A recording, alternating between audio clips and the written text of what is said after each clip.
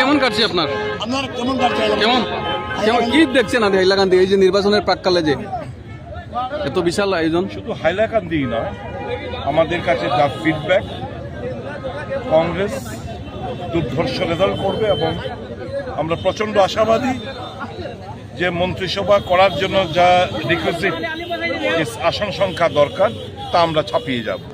খুব ভালো ফল করে মানুষের চোখে মুখে কথাবার্তায় পরিষ্কার একটা জিনিস বুঝতে পারছি, মানুষ বিজেপির উপরে বীতশ্রদ্ধ, মানুষ একটা পরিবর্তন চাইছে এবং মানুষ কংগ্রেসকে উপর আস্থা রেখে কংগ্রেসকে বিশ্বাস করে এবং গৌরব গগৈর নেতৃত্বের উপর আস্থা রেখে কংগ্রেসের ক্ষমতায়। স্যার আপনি নিজে বক্তব্যতে বলেছেন যে গত যে লিস্ট ত্রুটি আমি বলছি না যে ত্রুটি বিচ্যুতি যে কোনো লিস্ট আমাকে করলে উনি হয়তো রাগ করবেন, আমি তো পেতে পারতাম, হয়তো থাকতে পারে।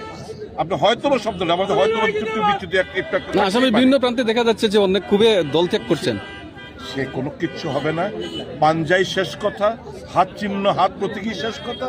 আর আমাদের নীতি আদর্শ রাহুল গান্ধীর নেতৃত্বে এবং স্থানীয়ভাবে আসামে গৌরব গগৈর নেতৃত্বে আমরা মজবুত অবস্থায় রয়েছি।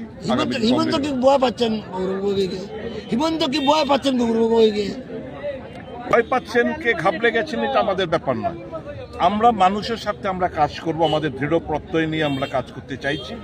মানুষের উপর আমাদের অগাধ আস্থা বিশ্বাস যে মানুষ এবার একটা পরিবর্তন ঘটাবে এবং কংগ্রেস ভালো কাজের মাধ্যমে মানুষকে বুঝিয়ে দেবে, পার্থক্যটা বুঝিয়ে দেবে।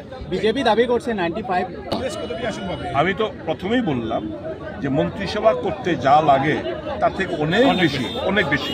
স্যার স্যার স্যার আপনাকে একটা আমরা দেখছি যে বিজেপি পবিত্র মার্কেটকে প্রচার করেছিল, পবিত্র মার্কেটে বলছে যে আমি খেলবো না। পবিত্র মার্কেটের কাছ থেকে আরো বেশি হেভি ওয়েট ক্যান্ডিডেট নাই বিজেপির কাছে, তো বিজেপি ভয় পাচ্ছে গৌরবকে।